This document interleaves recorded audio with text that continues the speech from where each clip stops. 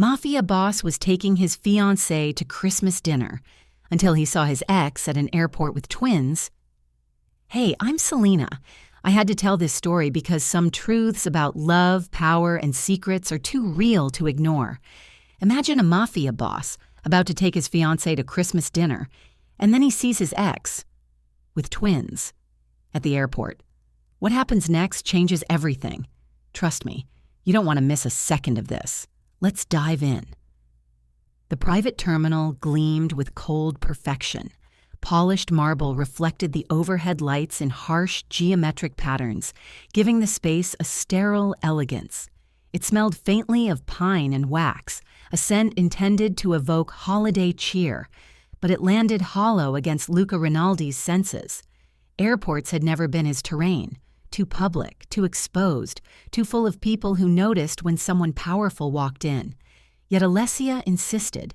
Her insistence was never gentle. Appearances mattered, especially at Christmas.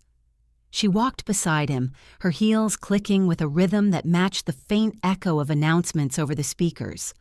Her manicured fingers curled around his arm, gripping it in a way that felt more possessive than tender. Luca's jaw tightened. It was one thing to love a woman, it was another to feel caged by one. He had tolerated it before, but today her grip carried a subtle warning. Alessia wanted the world to see them together. She wanted to mark him, and everyone watching, as hers. Luca's eyes scanned the terminal out of habit, the sharpness of his gaze cutting through the festive decor like a knife. Families with overstuffed luggage passed by, their chatter punctuated by the occasional shriek of a child. Travelers checked their phones, impatient and oblivious.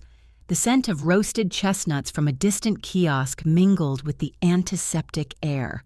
It should have been mundane, but his instincts were never idle.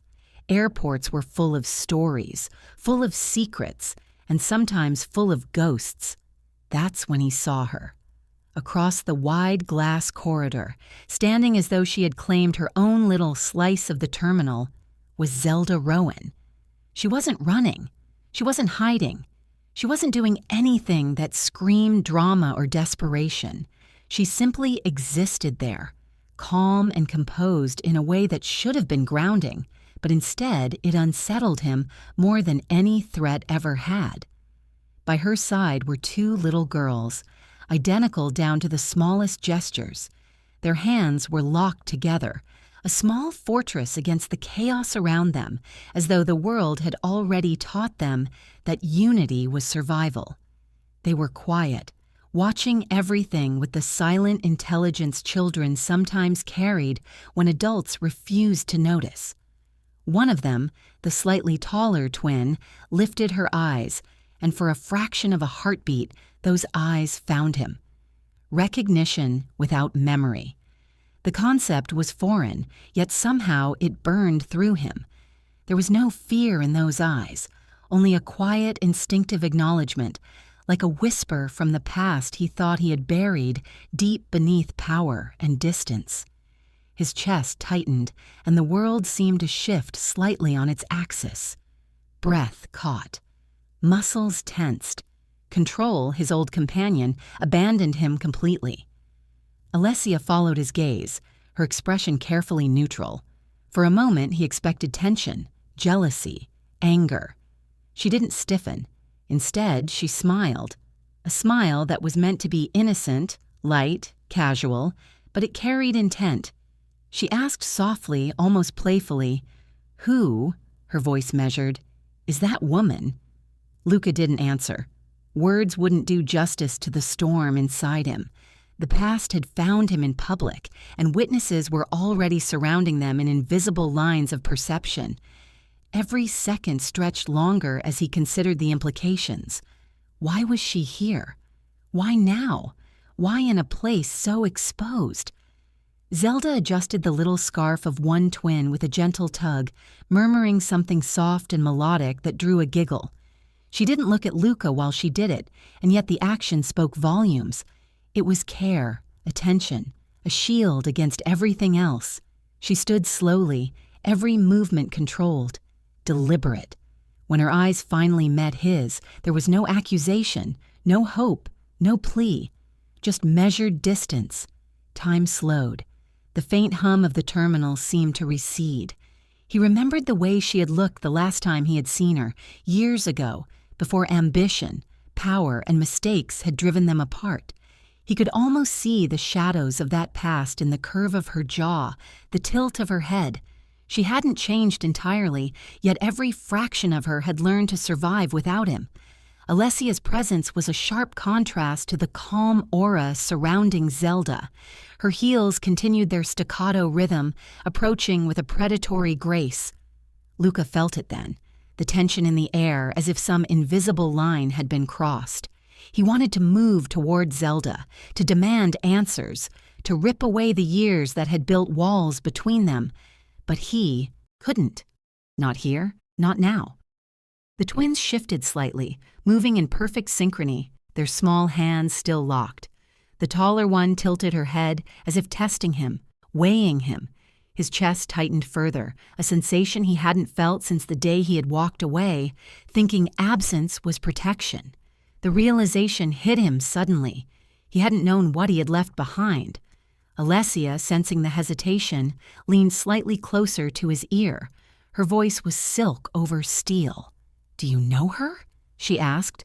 More than a question, an assessment. Luca's mind raced. She had always noticed things, patterns, weaknesses. She could dismantle him with a few words, just as easily as she could with her subtle manipulations. Zelda's gaze didn't waver, calm, unreadable, untouchable, and yet he could feel it. Some message, some silent communication through the way she held herself, the way the children flanked her, unafraid. She wasn't inviting him. She wasn't asking. She was protecting. He took an almost imperceptible step forward, instinct overriding hesitation. Power whispered at the edge of his consciousness, reminding him of what he could command, what he could force, what he could demand. But he didn't. She hadn't returned to his world for his convenience or his empire. She was here for her own reasons, and the twins were at the center of them.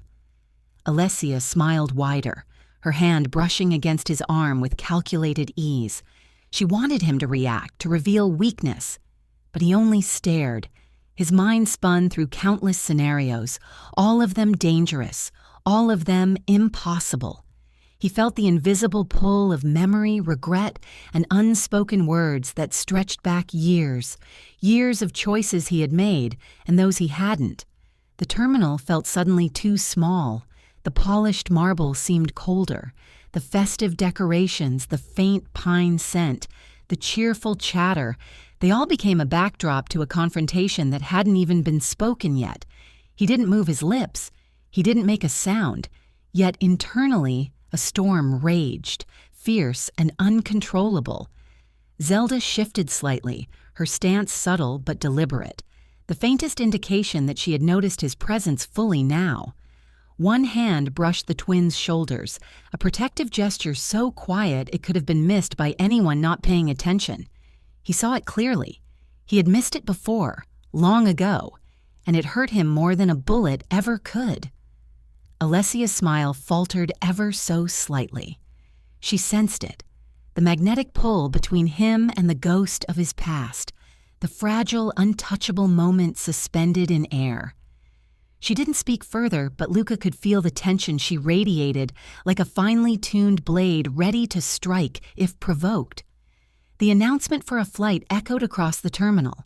Passengers shifted, bags rolled, phones beeped. But for Luca, time had slowed. Every breath, every blink, every subtle gesture from Zelda was magnified, etched into memory. He wanted to speak, to reach across the distance, but even the air between them felt like a barrier he couldn't breach. The twins' small heads tilted almost imperceptibly in unison. One blinked, a silent signal that they were aware. Awareness of what? He couldn't tell, only that it was him they recognized, though memory had no part in it. It was instinct or something older, something buried deep under years of choices and mistakes. Alessia's whisper, soft and deliberate, broke the spell. Who is she? The words were casual, but her eyes sharpened like daggers. Luca's fingers twitched against the polished marble rail. He couldn't lie, couldn't fabricate a story in that instant. The truth was too dangerous, too messy, too powerful. Zelda's gaze didn't shift, calm, unwavering, untouchable. And yet, in that stillness, there was a subtle question. Will you cross the line, Luca? Will you step into a world you once abandoned? He didn't answer. Not yet. The past had arrived in full force, in public, under watchful eyes, and with witnesses. Every step, every heartbeat, every breath was now a choice between power and consequence, desire and restraint. A distant rolling of luggage caught his attention. Another family passed, oblivious the world moving on, but he could not. He could not move. He could only stare and let the ghost of his history stand before him, unyielding, untouchable, and waiting. And then the taller twin took a small step forward, still holding her sister's hand. The subtle movement, innocent yet deliberate, cut through Luca's carefully constructed control. Something in him shifted. Something had begun. Alessia's hand tightened slightly on his arm. The air thickened with tension. The brief, silent standoff was far from over. In that moment, Luca realized nothing would ever be the same again. The moment stretched between them like a taut wire, electric and fragile. Luca's gaze didn't waver. He couldn't let it. The air around Zelda was deceptively calm, yet it carried weight, a subtle gravity that pulled at him. He had faced bullets, betrayals, and wars, but standing there, in the quiet of the terminal, he realized the most dangerous things weren't always loud. They were patient. Zelda had noticed him first. She always did. It was a skill born from necessity, sharpened over years of walking alone, of surviving in a world that had no patience for weakness. He could feel the precision in her attention as she knelt before one of the twins. Her hands moved with careful deliberation, brushing strands of hair behind a small ear, adjusting the scarf that had slipped slightly. Every gesture was deliberate, protective, intimate. But for the child, it was effortless. She murmured something soft, a wordless melody, and the child's giggle bubbled through the air like sunlight breaking through clouds. The sound was small, fragile, yet it struck Luca harder than any gunshot he had heard in his life. In that laughter, he sensed life continuing despite everything. He felt the sudden, visceral urge to reach out, to touch, to reclaim. But the moment wasn't his to seize. Zelda rose slowly, every movement composed, deliberate. Her eyes found his, not with accusation, not with hope, but with measured distance. It was a distance that kept him in check, that reminded him that despite the years and mistakes, she remained sovereign of her own space. And yet, in those eyes, he glimpsed the echo of what had once been, the ghost of connection that lingered in silence. "You disappeared," Luca said, the words catching in his throat. They were not sharp, commanding, or bold as he had intended. They were small, tentative, almost shameful. His voice, usually a weapon, sounded like a confession. Zelda tilted her head slightly, a subtle tilt that carried the weight of history. "So did you," she replied, quiet, even unyielding. There was no accusation, no demand, just an observation. The simplicity of her words struck him harder than any confrontation could have. He had tried to run from the past, to bury it beneath power, beneath control, beneath fear. But here it was, unflinching and unbending, reflected in her calm demeanor. Alessia stepped forward then, a predator cloaked in elegance. Her heels clicked against the marble floor, each step precise, calculated. The soft hum of the terminal faded into insignificance as her presence sharpened. "And the children?" she asked, her tone deceptively light, honeyed with intent. Her eyes flicked between Luca and Zelda, evaluating, judging, claiming. She did not ask for information. She tested. She probed. Zelda didn't glance at her. She didn't acknowledge the interloper. Instead, her gaze returned to Luca, steady, unmoving, as though she was asserting control over the moment without needing words. "They're mine," she said simply, clearly, firmly. No explanation followed, no defense. The statement hung between them, absolute and non-negotiable. Instinctively, Luca stepped closer, drawn by something beyond reason: love, guilt, regret, and the echo of his own longing. He could feel the magnetic pull that had always existed between them, the one that defied logic, the one that reminded him of everything he had lost. Zelda raised a single hand, delicate but resolute, halting him. "Some questions lose their right to be asked," she said. There was no anger in the words, no malice, just authority, silent and undeniable. The twins tightened their grip on her fingers as if sensing the shift, reinforcing the invisible shield she had built. Luca realized then that this wasn't avoidance, it was protection, and it wasn't protection meant for him. A sudden announcement over the terminal's intercom went unnoticed by anyone but Luca. Flight gates, boarding calls, the mundane life of strangers moving on. It all became background noise. His entire focus centered on Zelda, on the twins, on the small, almost imperceptible signals that told him she had survived, endured, and thrived without him. He searched her face for any hint, a crack in the armor he had imagined for years. There was none. Not a flicker of anger, not a trace of lingering longing, only measured calm. Yet her eyes held stories unspoken, tales of sacrifice and sleepless nights, of choices made to protect the innocents she now stood beside. Alessia's lips curved in a controlled smile. She leaned ever so slightly toward Luca, the subtle intimacy of her proximity designed to provoke, to manipulate, to remind him of the life he currently held. But Luca's attention was fractured. The moment belonged to the other woman, the ghosts standing quietly with tiny hands entwined. The twins moved almost in perfect synchrony, shifting closer to Zelda. Their small gestures were unconscious, yet deliberate, reinforcing the bond, the fortress she had built around them. One of the girls glanced at Luca again, a silent assessment, an instinctual recognition that left him breathless.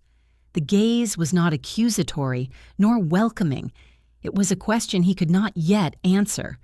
He tried to speak, to bridge the distance, to say something, anything, but words failed him.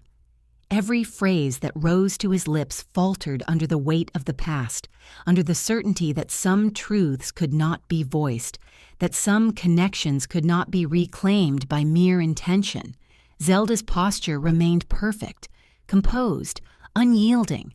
She shifted her weight subtly, turning slightly to shield the twins, to reinforce the invisible boundary he could not cross.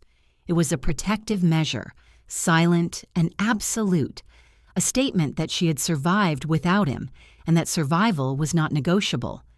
Alessia's eyes narrowed, subtle, yet sharp. She sensed the tension, the undercurrent, the unspoken history that stretched across the years like a taut cord ready to snap. Her voice, soft, measured, insinuated itself into the space. "Do you know them?" she asked, a test more than a question. Luca's response was caught in hesitation, his instincts at war with his desire, the pull of history against the weight of the present. The twins' fingers intertwined with Zelda's tighter. Luca noticed the way their small hands clutched, the tiny gestures of protection, loyalty, and trust. They were hers, always hers. And in that realization, something inside him shifted, regret, longing, helplessness, all interwoven into a single knot of emotion he could not untangle. He wanted answers. He wanted to step closer, to demand truth, to peel away the layers of silence that had kept him away all these years. But he couldn't. The air itself seemed to resist him. The terminal, bustling around them with ignorant motion, became a cage that held him in place, forced to observe, forced to reckon. Zelda finally spoke, her voice quiet but carrying an undeniable gravity. "Everything you left behind, I've carried it. And more. The children, this life. It's mine to protect." Her words were not a plea nor a demand, but a line drawn in invisible ink. Crossing it would have consequences he could not yet measure. Luca felt the old ache resurface, the ache of absence, of decisions made in fear, of love deferred and deferred again. Alessia's presence, sharp and calculated, reminded him of the life he had chosen to lead, yet every instinct screamed that the moment, this precise moment, belonged somewhere else entirely. The twins whispered to each other, tiny words inaudible to everyone but Luca. The taller one glanced at him briefly, almost as if to warn him, "Stay distant, or be burned." Her eyes, innocent and sharp, mirrored Zelda's quiet command. Alessia's hand rested lightly on his arm, a subtle anchor, a tether to the life they now shared. Yet he could not respond fully, for his attention was fractured, divided by time, history, and the undeniable pull of what could have been. A passing airport employee brushed past, unaware of the tension that saturated the air like electricity. Luca felt the sharp contrast, normalcy continuing, lives moving on, while his world had shifted in a single glance. Zelda, standing as a sentinel with her children, had rewired the rules of engagement. He could not touch, could not speak, could not command. He could only watch. Zelda's eyes softened ever so slightly, not toward him, but toward the twins. The subtle change was like a ripple across a calm lake, barely noticeable, yet it told him volumes. Her focus was never on reclaiming him. It was on protecting them, always on protecting them. He realized then that he had been intruding, stepping into a domain he had abandoned, and the consequences were not his to control. Every instinct, every muscle, every heartbeat screamed the same warning. This was her life, her rules, her choice, and the children were the center. Alessia's voice cut through his thoughts again, sweet but dangerous. "And you'll just stand there?" she asked, her words a calculated prod. Luca ignored her. His gaze remained fixed, unbroken, unyielding on Zelda and the small lives she guarded. The twins shifted again, one leaning slightly into the other, a silent signal of trust and solidarity. Luca felt it like a punch to the chest. He understood in that moment that no force, no power, no empire he had built could breach what Zelda had created here. Not now, not ever. He swallowed hard, a dry, tight motion. Every second that passed felt magnified, loaded with possibility and peril. Every fiber of his being wanted to reach out, to apologize, to claim some space he had forfeited years ago. But the warning in Zelda's stance and the children's subtle gestures stopped him cold. Alessia stepped back, realizing her influence here was negligible, fleeting, powerless against the unspoken fortress surrounding them. Luca understood fully. The rules of engagement had changed. He had lost authority in a single glance, and yet the pull was irresistible. Zelda finally turned slightly, as if acknowledging his presence without yielding. Her hands moved over the children, adjusting scarves, brushing hair, reinforcing her shield. It was deliberate, controlled, protective, and it told him, "You are not welcome here. You are not needed here. You cannot enter without consequences." Luca's pulse quickened. The tension between desire and respect, love and restraint surged inside him. He knew this was only the beginning of something far larger than the terminal, far more complicated than any conflict he had faced. The twins glanced at each other, their small eyes full of intelligence beyond their years. They whispered softly, a language Luca couldn't understand, yet their meaning was clear. Watch, learn, respect the boundaries we were born into. Alessia's lips pressed into a thin line. She realized fully that the power she wielded elsewhere held no sway here. This was not her domain. Luca felt it too, and it terrified him in ways bullets never had. Zelda's calm, her deliberate distance, her protective instinct, all of it converged into a silent, unyielding force. Luca understood the truth in that instant. He had been absent, and in absence, she had built something he could no longer disrupt. He could watch, he could wish, he could ache, but he could not intervene. And the twins, standing as her shield, mirrored the unspoken decree. Some things are sacred, untouchable, and reserved for those who respect the rules of survival. The terminal's bustle continued around them, a world moving on, unaware of the storm that raged in quiet glances, subtle gestures, and restrained breath. Yet for Luca, everything had stopped. Time had fractured, and history, past regrets, and unspoken promises collided in a single, suspended heartbeat. Zelda had never asked him to stay, and in that he finally understood. Some doors close not out of malice, but out of necessity. 3. The night had fallen with deceptive calm, the city lights glittering like scattered gems on black velvet. Luca sat across from Alessia, the polished dining table between them, both a barrier of elegance and intent. The wine glimmered ruby red in their glasses, catching the soft light, but its warmth couldn't reach the chill creeping into his chest. Alessia didn't confront him with rage that night. She didn't raise her voice or let suspicion escape in careless words. No, she had learned that silence was a weapon, far sharper than shouts. Instead, she moved in shadows, in whispers, in calculated steps that left no trail except the ones that would hurt him most. She researched, quietly, methodically. Every public record, every trace of his past life with Zelda, every detail she could unearth was cataloged, cross-referenced, weaponized. Private investigators worked under her command, invisible threads pulling at doors Luca didn't even know existed.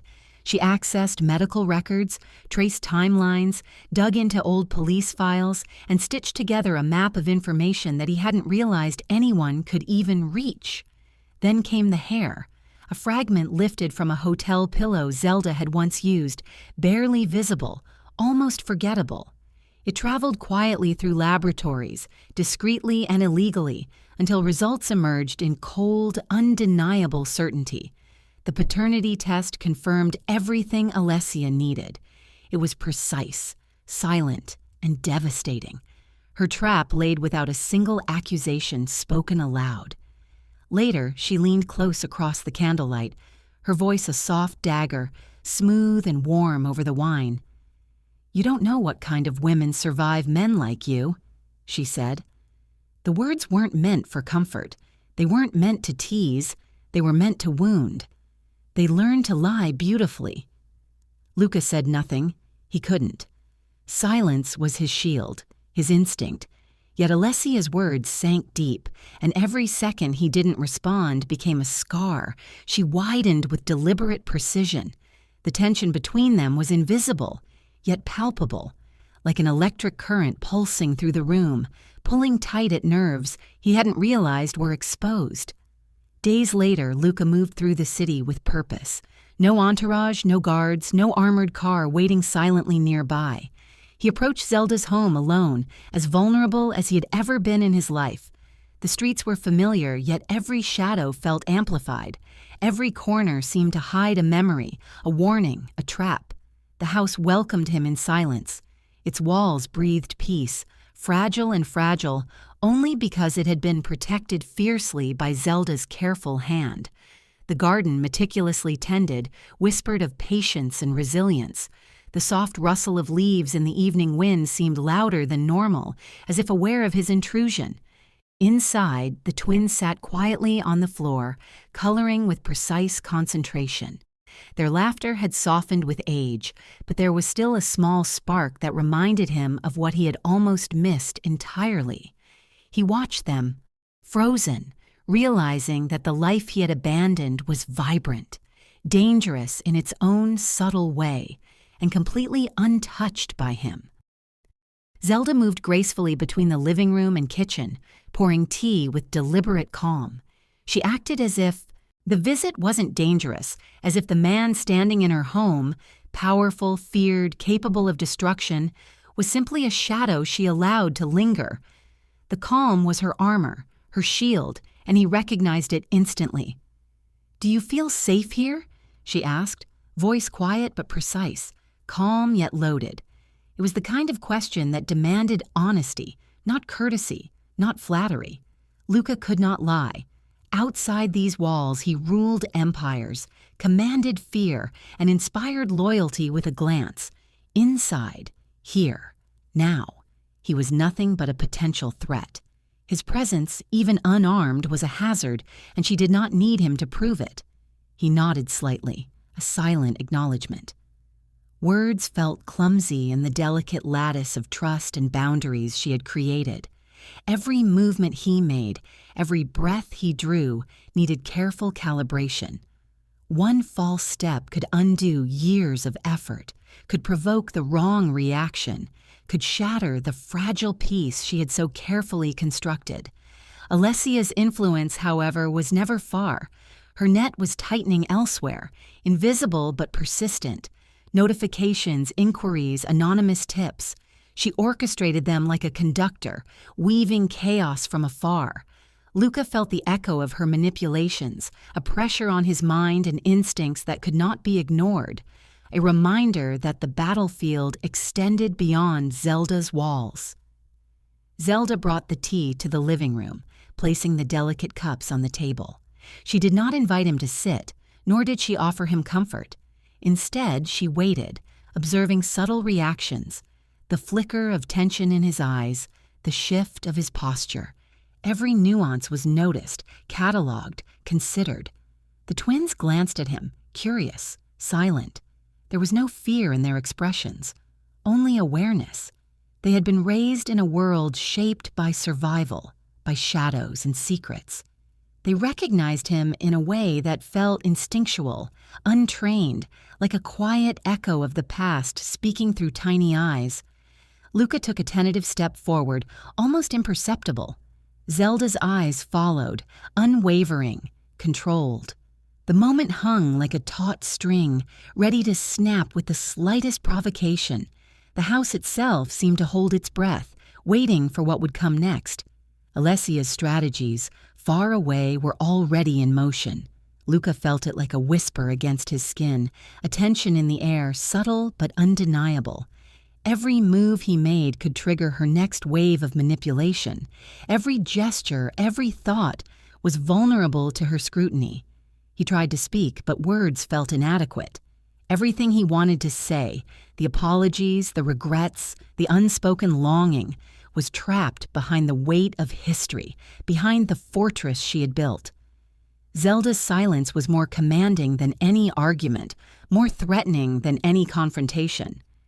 The twins moved slightly, one reaching for a colored pencil that had rolled under the couch. Luca watched the small gesture, the way Zelda's hand immediately adjusted, her presence a constant protective shadow over them.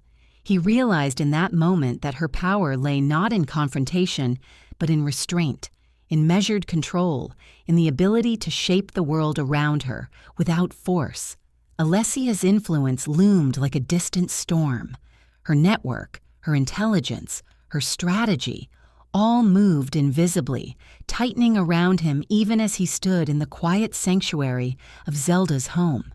He felt the pressure of it, the inevitability, the silent warning. Every move counts. Every choice has consequences. Zelda finally spoke, voice steady, calm, carrying the weight of authority without raising itself in volume. "You cannot protect them by being here," she said. "You cannot fix what you abandoned." There was no accusation, only clarity.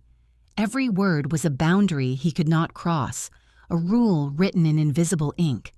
The twins glanced at each other, then at him. One whispered softly, barely audible, and he caught the meaning in the tone.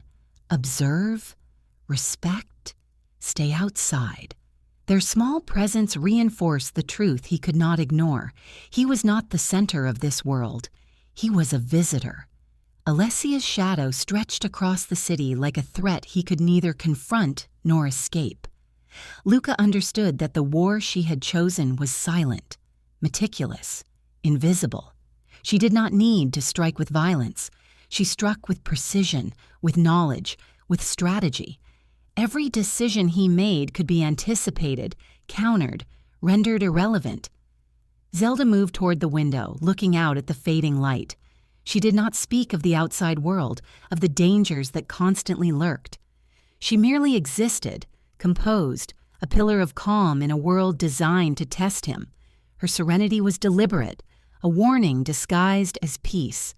He realized he had underestimated her, underestimated the life she had built, the strength she wielded quietly, the protective fortress she had raised around the children. Power, wealth, fear, they all mattered little here. Inside these walls, she was sovereign, and every instinct he had honed for dominance was useless. The twins' coloring pencils clattered softly against the hardwood. He noticed, automatically, the way Zelda's hand moved to smooth the disarray, returning order with effortless grace. Every small gesture told him more than words ever could. The past is gone, the present is guarded, and the future is hers to control. Alessia's whispering influence was a constant, even in the quiet. Luca felt it through notifications, through anonymous inquiries, through the weight of expectation. He understood fully that the game she played was not about immediate victory. It was about control, about shaping outcomes without ever showing her hand. Zelda's presence was a counterweight, silent but unyielding. He realized the truth painfully. He could act, he could strategize, he could hope. But here, he was powerless. His world of influence, of empires and fear, had no foothold. The twins glanced at him again, small eyes assessing, measuring. He understood in that instant that any approach, any interaction, must be measured with the precision of a surgeon.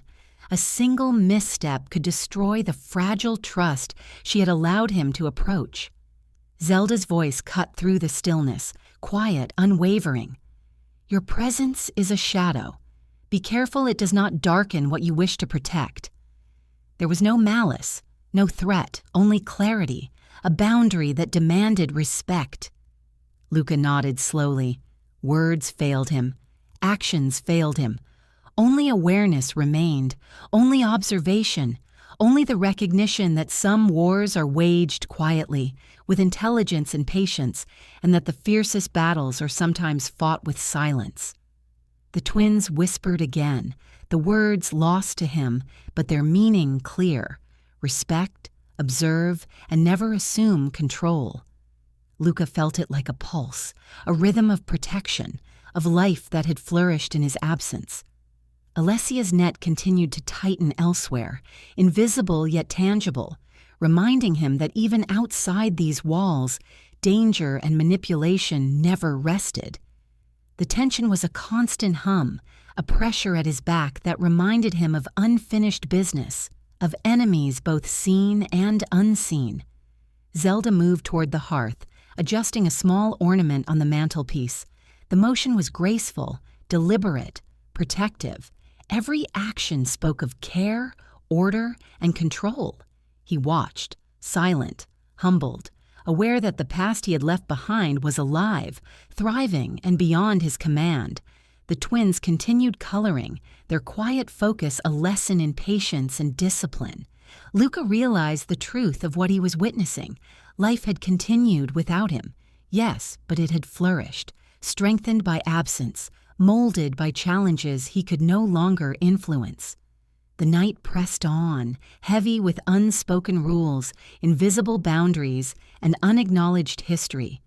Luca understood that Alessia had chosen war quietly, deliberately, without noise, without fanfare, yet with consequences that rippled through every part of his life. Zelda had created sanctuary. Alessia had created pressure. And he stood between them, aware of the delicate balance, aware that every heartbeat, every glance, every choice could tip the scales. The shadows lengthened, the tea cooled, the twins' crayons moved steadily across the paper. Luca realized fully that he was not here to reclaim, to dominate, or to control. He was here to witness, to navigate, and to learn that the fiercest battles are fought in silence, behind closed doors, and within hearts stronger than empires. And in that quiet tension, he understood the war Alessia had waged, and the lessons Zelda had etched into every gesture, every glance, every breath of this fragile, unbreakable sanctuary. 4. Christmas Eve arrived with a quiet intensity that felt almost unnatural. The city glittered under a haze of snow and streetlights, streets twinkling like scattered jewels, lights reflected off glass and ice, giving the illusion of beauty, of peace. But Luca Rinaldi felt none of it. The world outside carried on, oblivious to the storm that waited inside his private apartment, inside his mind, inside the fragile threads connecting him to Zelda and the children he had almost never known. Alessia's heels clicked softly on the marble floor as she approached the table. She carried a manila folder with a deliberate grace, placing it down with an almost ceremonial air, as though the act itself were a present, wrapped in intent. The simple sound of the folder sliding across the table felt like the first echo of a verdict, a sentence, a moment that would fracture the night into before and after. 0%, she said, her voice quiet, deceptively gentle, the words rolling over him like a velvet blade. They're not yours. Her gaze flicked to his, calm, controlled, the same smile that had cut him in half weeks ago now carrying a different weight. Satisfaction mingled with warning. Luca stared at the paper, stunned. His instincts screamed at him to check, to confirm, to question. But all he could do was stare. The numbers, the percentages, the scientific certainty stared back at him. He verified it himself twice, each lab confirming the same truth. 0. Not a shadow, not a chance, not a fragment of doubt. Relief, however, did not come. He had imagined relief would be a wave, a tide that washed over him, a liberation from fear and responsibility.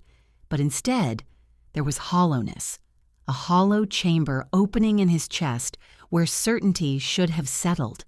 It was heavier than any gun, sharper than any betrayal, and colder than the Christmas snow drifting silently outside.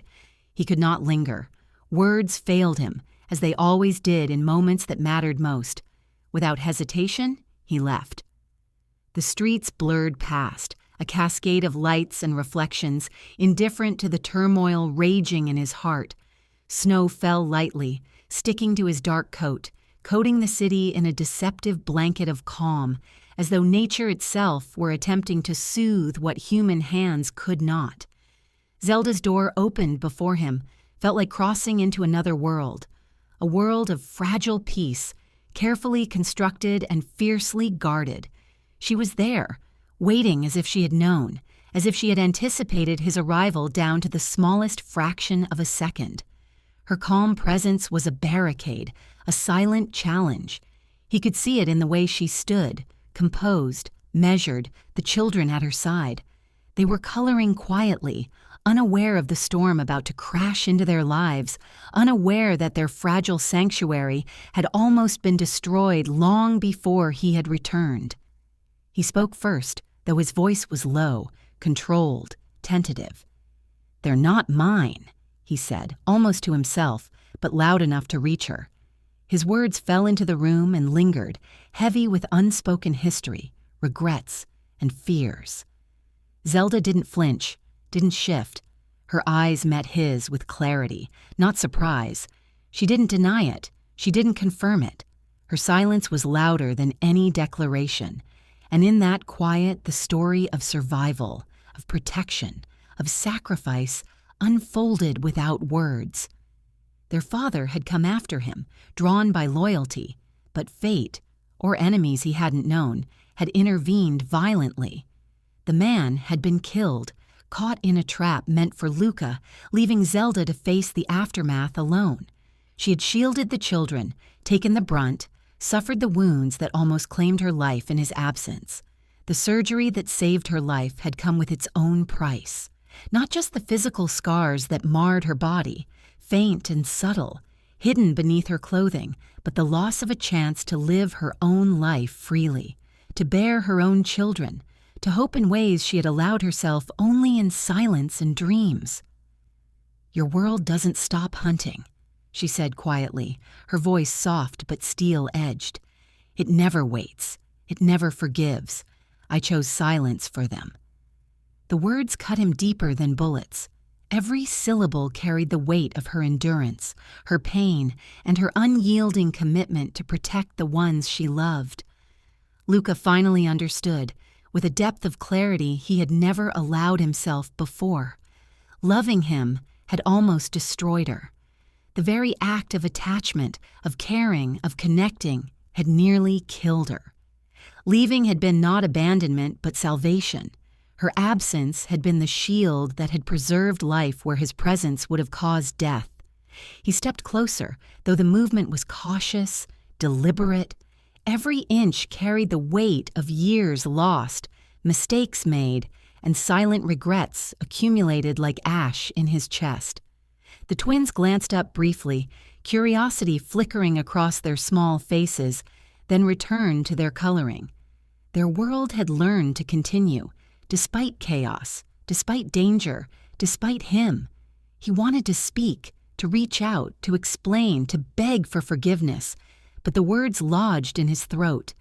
No apology could ever repay what she had endured. No declaration could erase the hollow ache. No gesture could reconstruct the life that had been almost destroyed. Zelda's hands were steady as she moved around the room, adjusting a small cushion, tidying a coloring sheet, carrying a quiet, imperceptible authority.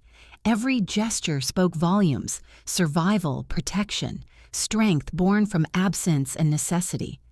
Luca realized that the children's laughter, their innocent chatter, was more precious than any empire, more valuable than power, more critical than revenge. He had left the wrong things behind, and she had preserved the right ones, without his knowledge, without his interference, without complaint. Alessia's shadow, distant but never absent, reminded him that danger was always a step behind him. He felt it in the back of his mind, a constant tension that underscored the fragile reprieve he had found here. Her silent strategies continued, even as he stood within this fragile sanctuary, a reminder that peace was always provisional, always under threat. The twins' tiny hands moved in perfect unison, passing crayons back and forth, a rhythm of life, untouched by his mistakes.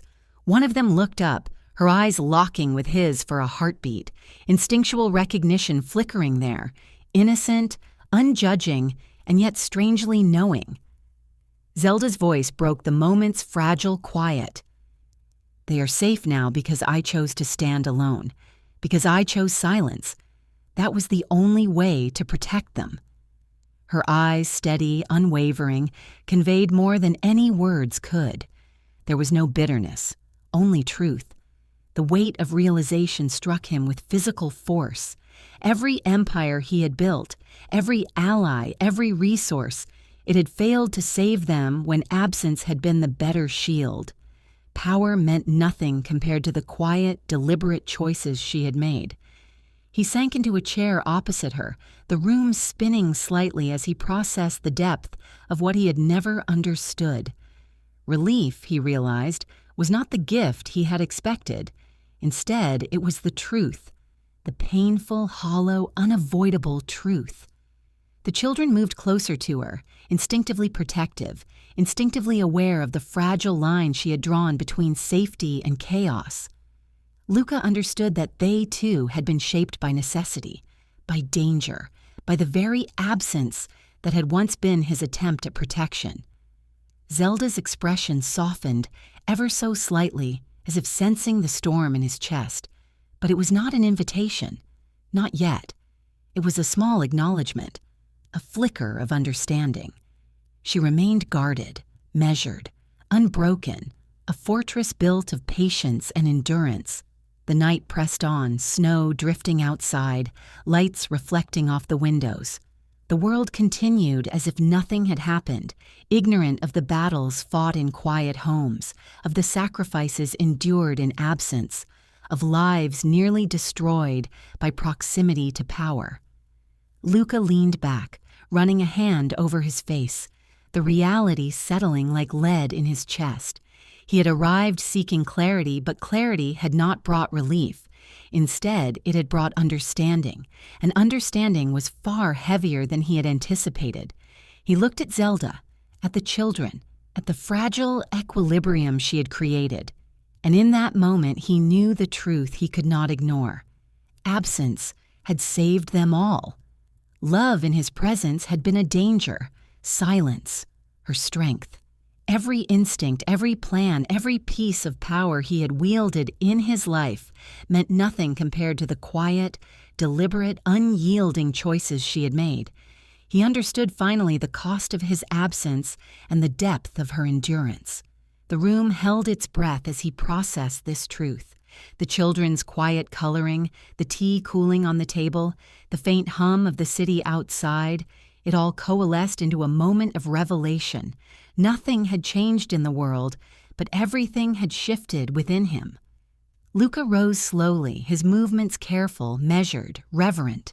He did not speak, did not ask for forgiveness, did not offer excuses. Words could not capture the enormity of the truth he had just learned. Zelda's eyes met his once more, steady, unwavering.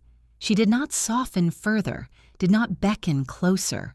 She had preserved the fragile sanctuary of life and innocence, and nothing he could offer now could alter the choices she had made to protect them. He understood fully, finally. Loving him had almost destroyed her. Leaving had saved them all. 5. The days after Christmas blurred into a quiet rhythm, one that Luca had not known for years. The city outside moved on with its usual chaos, but inside the walls of Zelda's home, time seemed to slow, measured by the small, delicate beats of life he had never truly been part of. He arrived not with the pomp he once commanded, not with cars and an entourage, but quietly, deliberately, almost like a shadow slipping into a room. The twins had begun to notice him more in small ways. They didn't know him fully. He wasn't a father nor a friend. They called him Uncle Luca, a name laced with curiosity and tentative acceptance, unaware of the ghost he had become in his own life, a man reduced from power and empire to presence and patience. Zelda remained composed as ever. She never invited him closer. She never shut the door behind him. Every gesture, every small nod, every measured glance was a lesson in boundaries, a quiet insistence that he was welcome only in measured doses, and that trust was not freely given. Her calm was absolute. It was protection, not forgiveness. He would watch the twins at play, their laughter soft, delicate, unburdened by the shadows he carried with him. Each giggle was a reminder of what he had lost and what he had been too blind to protect. The realization of it stung deeper than any bullet or betrayal. He had been absent when his presence mattered most. One evening, after the children had gone to bed, he lingered in the living room, the fire casting long, flickering shadows across the walls. The silence between him and Zelda was heavy, but it was also a canvas, waiting for truths long buried to be painted across it.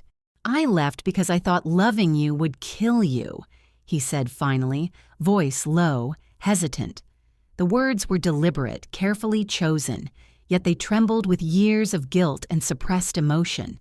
He did not know if he spoke for absolution or confession, but he could not remain silent any longer. Zelda did not look up. Her hands rested calmly on the edge of the couch, her posture steady, composed, yet every inch of her conveyed that she had anticipated the sentiment for years. "And I survived," she replied, her voice unwavering, smooth, steady, "because you weren't there." The impact of her words landed with a force he had not expected. Truth cut sharper than violence. There were no physical marks, no blood, no shouts, yet the damage it wrought on his soul was immense. The realization of the weight of his absence, the depth of her endurance, pierced him completely. The silence that followed was thick, layered with unsaid words, withheld confessions, and emotions neither of them dared voice fully. He studied her profile, noting the subtle scars that hinted at past battles, the faint lines around her eyes that spoke of sleepless nights, of responsibility assumed alone. Luca had always ruled through fear and respect, power and presence. Here, none of that mattered. She did not flinch at his reputation, did not bow to his name, did not bend to his demands. He was unarmed, unmasked, and for once, powerless in the most important way. He began to arrive more often, quietly, without announcement. He did not come to command, to impress, or to intimidate. He came to witness, to learn, to regain fragments of connection that he had abandoned in his younger arrogance and blind devotion to empire. The twins' small gestures, the way they looked at him cautiously, measured his intentions, reminded him that trust could not be demanded. It had to be earned. Their presence was both a gift and a challenge, a reflection of the boundaries Zelda had so carefully maintained. He observed her daily routine, the way she prepared breakfast, the precision with which she guided the children, the calm authority she exercised in quiet moments. Each act spoke of discipline, protection, and a life reconstructed with painstaking care. Luca realized he had been absent when structure and consistency were most crucial. He tried small acts of involvement, offering a hand with homework, fetching milk from the corner store, repairing toys that broke. Each effort was met with Zelda's careful evaluation. Acceptance was measured, never granted fully, never instantaneous. Patience, he learned, was the currency here. At night, he would sit alone in his car outside, watching the house, replaying interactions in his mind. Every glance, every smile, every refusal or measured nod was analyzed, dissected, understood for the subtle language it contained. He was learning to read a world that had always spoken softly, where power was measured in restraint, not force. Gradually, small trust began to grow. Not romance, not love, but the fragile skeleton of what could be. He was allowed to help occasionally in minor ways. He noticed Zelda's subtle relaxations, moments when the tension in her shoulders softened, when the smiles she shared with the children included him, even fleetingly. The twins began to include him in small games, allowing him to build Lego structures beside them, answer questions, or listen to stories. Their acceptance was not full, not blind, but deliberate, cautious, like the steps of someone who had been burned before. Zelda never permitted intimacy beyond necessary proximity. She remained a teacher, a protector, a guide. Every gesture had purpose. Every limit was a boundary he could not overstep. He learned humility in ways power had never forced him to. One evening, Luca attempted humor, an awkward joke about a broken ornament. The twins laughed, genuinely, their mirth ringing like bells in the quiet house. Zelda allowed a small smile, a rare and precious acknowledgement. Luca felt the flicker of connection, a glimpse of belonging he had almost lost entirely. Each day became a lesson in restraint. He learned not to demand attention, not to press questions, not to try to reclaim what had been lost through force. Patience, presence, and silent observation became his tools. Each small acknowledgement from Zelda, each flicker of trust from the twins, became a victory he had never experienced in his life of empires. He began to understand the depth of what he had lost and the power of what she had preserved. The life inside this home, built in his absence, was a fragile fortress of love and survival, protected from the chaos and danger that had defined his previous existence. Luca also learned the weight of consequence. One misstep, one forceful gesture, one attempt to accelerate what the children and Zelda were building would undo everything. He had been king in the streets, but here he was student. Every step required vigilance, thoughtfulness, and respect. He realized the slow transformation in himself. Power and fear had once defined him. Now patience and humility began to shape him. He watched, listened, learned, and adjusted his behavior according to the unspoken rules Zelda had set. There were nights when he longed to speak of love, to confess longing, to plead for forgiveness. But he understood fully that such declarations, untimed and unearned, would break the delicate trust being built. Love, he realized, could not demand. It could only wait. He saw Zelda's careful gaze when he entered the room, measured, calm. He saw the children glance at him, assessing intentions, reading patterns, judging motives. Every moment was an examination, a test, a chance to either strengthen or destroy the fragile equilibrium he had begun to re-enter. Through this slow dance, he began to learn restraint in the most profound sense. He no longer sought control, dominance, or immediate results. He sought patience, understanding, and the faintest signs of acceptance. Small victories became monumental. A smile from Zelda, a word from the twins, a moment of shared laughter, all became proof that progress, however tentative, was possible. Evenings became quiet reflections. He would sit in the shadows of the home, absorbing the rhythm of life he had never truly known. Every heartbeat, every movement, every unspoken word was a lesson in love's quiet power. The fire burned low, shadows dancing across the walls. Luca's thoughts lingered on the cost of absence, the depth of regret, and the weight of new understanding. Every moment without demanding, without pressing, without claiming, became a small triumph. He understood finally that trust is not given freely, that forgiveness is not a gift to be demanded, that love is not a force to impose. It is patient. It waits. And in waiting, it gains strength, endurance, and meaning. And so, day by day, Luca learned to kneel, not in submission, but in recognition. To kneel before the fragile fortress of life Zelda had built, to kneel before the children's cautious acceptance, to kneel before the truth that absence had preserved and that restraint could now honor. Every arrival, every interaction, every subtle acknowledgement became a building block of trust, not romance. He became part of their world slowly, carefully, deliberately. Zelda never lowered her guard entirely, and he did not expect her to. He had learned the lesson too well. Love without patience destroys. Love with patience endures. And for the first time in years, Luca understood the depth of his failures, the weight of absence, and the power of quiet, measured redemption. 6. The calm Luca had begun to cultivate with Zelda and the twins felt like it was hanging by a thread, a fragile veil over a world still capable of chaos. Alessia never acted impulsively. Her strikes were precise, deliberate, invisible, until they landed with the full weight of their intention. Luca sensed her hand in the shadows long before he saw its effects, the quiet certainty of a predator who never misses. The first sign came subtly. A letter, unsigned, slipped under the door of Zelda's home. At first it seemed like bureaucracy, a minor inquiry, an administrative formality, but its implications were immediate. He could see the tension ripple through Zelda as she read it, her fingers tightening around the paper as if it carried the weight of every night she had been awake, worrying about the children.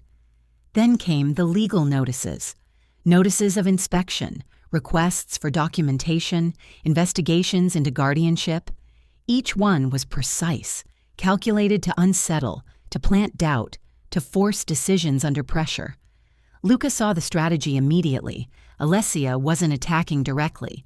She was dismantling the perimeter, chipping away at the walls Zelda had built. Social services became the next vector. They came with questions, probing, persistent, professional. Their tone was polite, procedural, but the pressure they applied was undeniable. Every answer Zelda gave, every document she produced, felt scrutinized, as if the system itself were aligned with Alessia's plan. Luca watched it unfold from the sidelines initially. He traced the threads, recognizing patterns, noticing the careful orchestration behind what would appear random to anyone else. It was Alessia, through subtlety and influence, moving pieces on a board that spanned cities and offices. A war fought not with guns, but with information and leverage. He confronted her directly one evening, the city skyline glowing behind him through the tall glass windows of his office. Alessia met him with composure, but there was a tension in her eyes, a tremor of excitement beneath her calm exterior. "You're dismantling my future," she said, voice sharp, control cracking ever so slightly at the edges. He didn't deny it. He understood fully what she had done, why she had done it, and how far she was willing to go to manipulate outcomes. The truth was clear. She wanted to provoke reaction, to test boundaries, to see if he would break or bend under pressure. Luca's response was measured, deliberate. He knew that reacting with anger or violence would play directly into her strategy.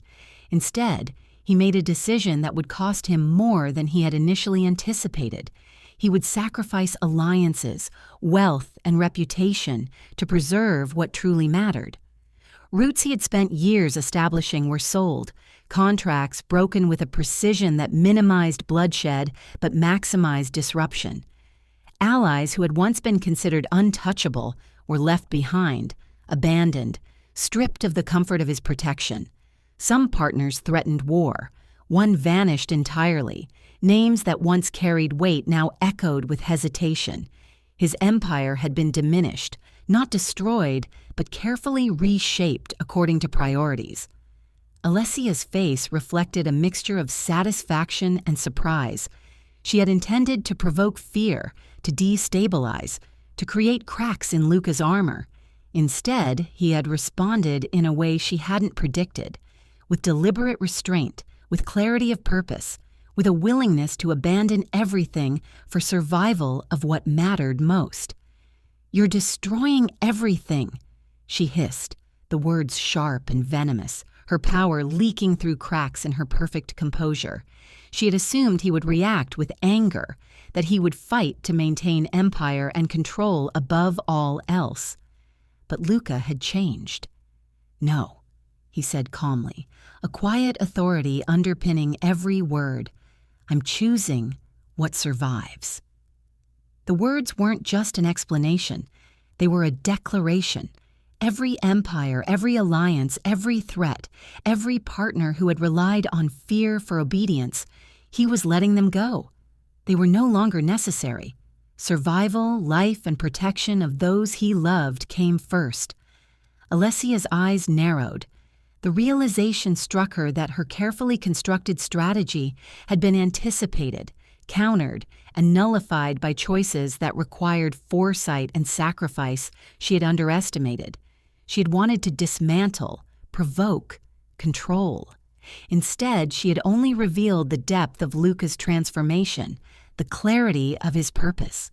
Her final move was to leave, but not without a promise, a whispered threat, a promise of revenge that lingered in the room long after she had departed. Her footsteps faded, but the tension she carried, the storm she had unleashed, remained. The danger she represented did not end. It had simply shifted, but the most important thing remained unchanged. For the first time in months, Zelda was untouched. The walls she had built around the children, the sanctuary she had created with quiet precision, had held. Alessia's manipulation, as potent as it had not reached the core of what Luca had sworn to protect. The weight of his decisions pressed on him as he walked through the city that night.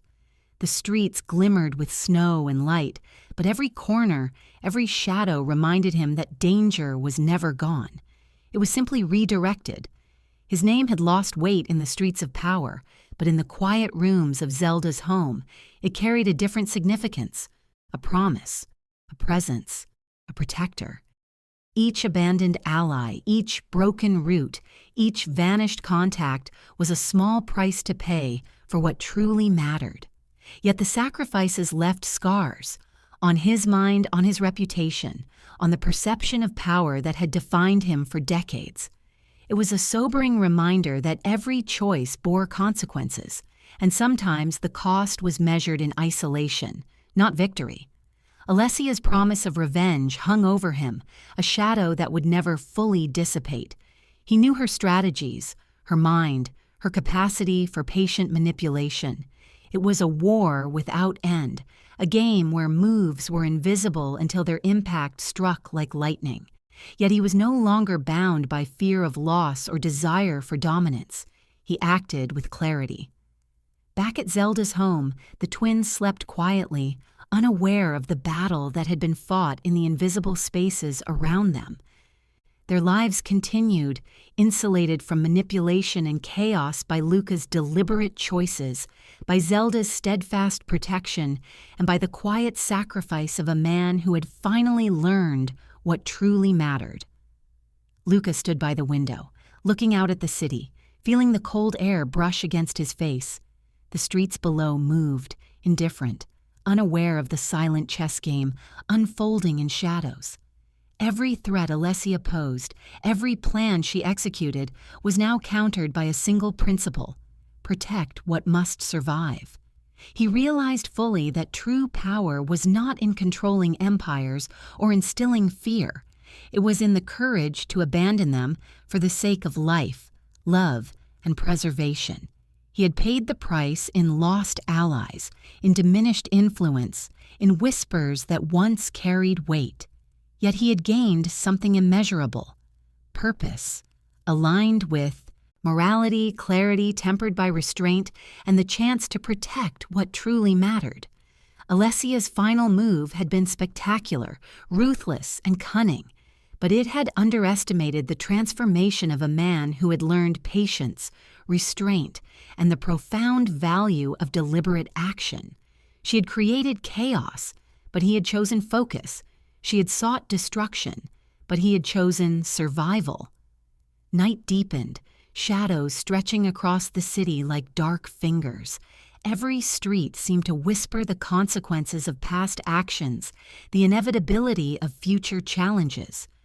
Luca remained vigilant, knowing Alessia's return was only a matter of time, that her presence, whether distant or immediate, would never fully vanish. And yet, for the first time in months, there was quiet, fragile, precious, measured. Zelda and the children slept safely. The sanctuary she had built had endured. Alessia's threat, though potent, was deflected away from those who mattered most. Every call he ignored, every message he intercepted, every contact abandoned became a reinforcement of that fragile peace. Every strategic sacrifice was an invisible shield, a silent line drawn in the sand that would protect life over empire. The threat of Alessia's revenge remained, a constant pulse beneath the surface. Yet Luca had learned the value of patience, the power of measured restraint, and the necessity of prioritizing what survived over what once flourished. He realized finally that true strength was not in retaliation, but in sacrifice. Not in fear, but in protection. Not in empire, but in the lives he had chosen to safeguard, even at the cost of everything else. Alessia had struck with precision, aiming for fear, disruption, and control. He had countered with clarity, patience, and a willingness to lose what no longer served the ultimate goal. The war was far from over, but the battlefield had shifted, and the target she sought to harm was beyond her reach. The night carried on, heavy with snow, silence, and the unspoken tension that never fully disappeared. Luca's mind cataloged every potential move, every ally, every threat, but the focus remained unwavering. Preserve life, protect Zelda, shield the children, and survive. In that quiet, the truth was undeniable. Alessia's final move had failed in the only way that mattered. Danger would come, chaos would strike, but Zelda and the twins were safe. For now. The city outside slept oblivious, lights twinkling like false stars. Luca remained vigilant, resolute, and prepared. He had learned, at great cost, that the greatest battles are fought not with strength, but with clarity, patience, and a willingness to kneel before what truly matters. 7. Snow fell quietly, brushing the city in a soft white veil, muffling sound and motion as though the world itself were holding its breath. The streets glimmered under the glow of holiday lights, but the chaos of the past months felt like it belonged to another world entirely, distant and unreal. Luca stood silently, watching the snowfall, feeling a strange calm he had not known for years. For once, the empire, the threats, the endless calculations, all of it faded into the background. Inside the home, the twins slept peacefully, their small chests rising and falling in the rhythm of innocence untouched by danger. Luca had grown accustomed to the quiet, the rhythm of life he had almost lost. He had learned to sit in the shadows, to observe, to wait, to protect. And now, in this rare stillness, the weight of the past seemed almost manageable. Zelda stood on the balcony, the city lights reflected in her eyes, the cold air making her breath visible, like smoke rising from a quiet fire. Her posture was calm, composed, yet there was an unmistakable softness in her presence that no one else had ever earned to see. Luca approached quietly, his footsteps absorbed by the snow at the balcony door. He joined her, standing beside her without ceremony. There was nothing to offer, no ring, no grand gesture, no empire to lean on, only presence, only choice, only truth. The wind brushed against them, cold and sharp, and yet there was warmth in their proximity, a warmth neither could fully define but both recognized. "I won't ask you to forgive me," he said finally, his voice low, deliberate. "I'll ask you to let me stay." The words trembled with the weight of years lost, regrets unspoken, and love nearly extinguished. It was not a plea, it was an acknowledgement, a surrender to patience and the hope that time had allowed. Zelda's eyes softened, her gaze steady. She did not recoil, did not question, did not demand justification. She simply rested her forehead against his chest, letting silence carry the words that had been impossible to speak for so long. Tears traced her cheeks, silent, unforced, a testament to all that had been endured and survived. "Stay," she whispered, a single word heavy with meaning, with trust, with cautious acceptance. It was not a gift freely given, nor a declaration of absolution. It was permission, carefully measured, deliberate, and powerful. In that moment, Luca understood fully the truth of second chances. Second chances were never about rewriting the past, never about erasing mistakes or reclaiming what had been lost. They were about choosing deliberately and consciously who to protect, who to cherish, and who to prioritize when the power, the empire, and the world outside had no bearing. The city moved on, indifferent to the quiet victory unfolding in a small balcony above the streets. The world did not pause, did not notice, did not care.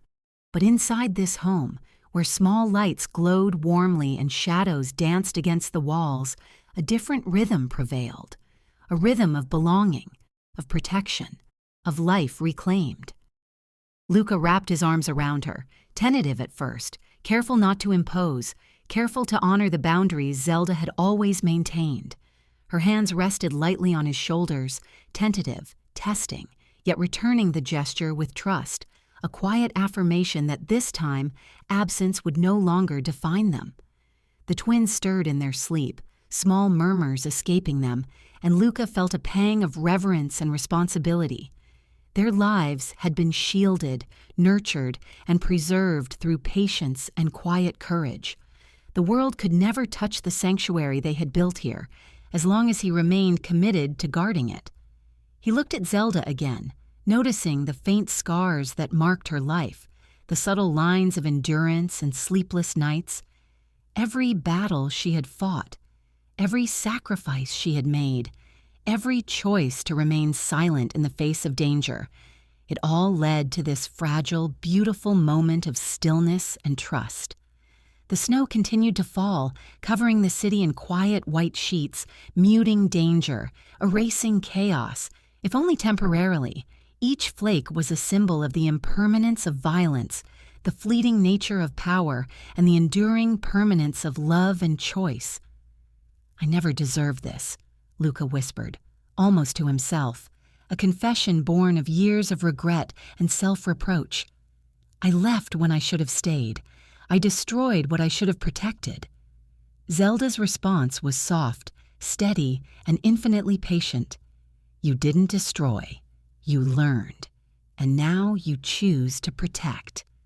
Her words were a mirror to the truth he had been forced to confront, a truth only realized through absence and the long, hard work of restraint.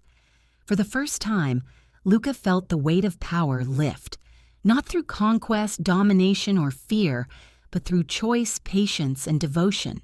He understood finally that his greatest victories were not measured in territory or influence, but in the lives he safeguarded, the bonds he preserved, and the love he was allowed to nurture. He drew her closer, their breaths mingling in the cold air, their silence louder than any declaration. The city below moved, indifferent and unaware, but up here, on this balcony, they had reclaimed something vital, unshakable, and undeniable. The twins stirred again, murmuring softly in their sleep, a reminder of what truly mattered. Luca felt the surge of responsibility, not as a king, not as a boss, but as a guardian, a presence, a man finally defined by care rather than fear. Zelda's hands traced lightly along his chest, tentative, measuring and yet returning warmth and trust. Every heartbeat, every breath, every small, deliberate movement conveyed the weight of all they had endured and the possibility of the life they were about to build together. He whispered promises he would never break, not aloud, but in the rhythm of presence, protection, patience, patience again, constancy, restraint. Every action would reflect the lessons learned, the mistakes endured, and the enduring commitment to those he loved most. The night stretched quietly around them, filled with the faint sounds of snow against glass, the soft ticking of clocks, the distant hum of a city that no longer had power over their hearts. Within this home, life moved at its own pace, deliberate and protected, a sanctuary forged in patience, love, and quiet courage. Luca understood fully that the world outside, its chaos, its power struggles, its relentless pressures, could never touch the sanctuary they had created. Their lives, fragile yet resilient, were safe not because of fear, not because of dominance, but because of choice, vigilance, and deliberate action. He let himself feel the truth, let the emotion wash over him, unguarded. There was relief, yes, but deeper than relief was understanding. Understanding that love was not an act of force, but an act of preservation. That belonging was not demanded, but earned. That peace could exist even after chaos if nurtured patiently and fiercely. Zelda rested her forehead against his chest once more, and this time the connection lingered without hesitation or restraint. Their breaths synchronized, a quiet heartbeat of mutual acknowledgement. For the first time, Luca allowed himself to belong fully, without ego, without claim, without expectation beyond presence. Snow continued to fall, each flake catching light like a tiny promise of continuity, of purity, of the life they were about to live together. The city, vast and indifferent, receded into insignificance. Here, in this quiet home, they had reclaimed the world that truly mattered. Luca closed his eyes briefly, savoring the moment, committing it to memory. Years of power, rage, loss, and regret had led to this. A simple, unspoken agreement that survival, love, and protection were the only currencies that mattered now. He opened his eyes to Zelda's gaze, steady and unwavering. No words were necessary. Their hearts spoke in silence, in presence, in the shared acknowledgement of everything that had been endured and overcome. The twins stirred once more, small smiles on their sleeping faces, unaware that the man they called Uncle Luca had walked through fire and storms to arrive at this moment. His purpose was clear: to protect, to endure, and to remain. The city outside moved, indifferent to victories and losses, but inside, within walls built of resilience, courage, and patience, a new chapter began, one defined not by empire, not by power, but by love preserved, lives safeguarded, and the quiet endurance of second chances. And as snow fell gently, blanketing the world in white, Luca understood fully. Second chances were not about rewriting the past. They were about choosing, deliberately and consciously, who you protect when power is gone. The world moved on without him. Empires shifted, alliances broke, threats dissolved into obscurity. But within the sanctuary of this home, amidst the warmth of children's laughter and Zelda's quiet strength, Luca finally belonged. For the first time in a long, hard life, he was home. Not because the world had forgiven him, not because enemies were vanquished, but because he had earned a place where protection, presence, and patience defined his power. Zelda leaned into him, silent, steady, unguarded. Luca held her close, not as a conqueror, not as a king, but as a man who had learned the value of restraint, sacrifice, and love's quiet endurance. Outside, the snow continued to fall, each flake a silent witness to battles fought, lessons learned, and love preserved. Inside, a family slept peacefully, a man stood present, and a woman rested finally, assured of safety, respect, and devotion. And in that quiet, perfect stillness, the world felt distant, harmless, and irrelevant. Here, inside this fragile, fiercely protected sanctuary, a love that had endured storms, absence, and danger had finally stayed. If this story touched you, shocked you, or made you feel every heartbeat along the way, don't forget to like, share, and subscribe. I'd love to hear your thoughts. Who would you have chosen if you were in Luca's shoes? Stay tuned because Selena has more real, heart-woven tales coming that you won't want to miss. Click that bell, and let's keep diving into the stories that stay with us forever.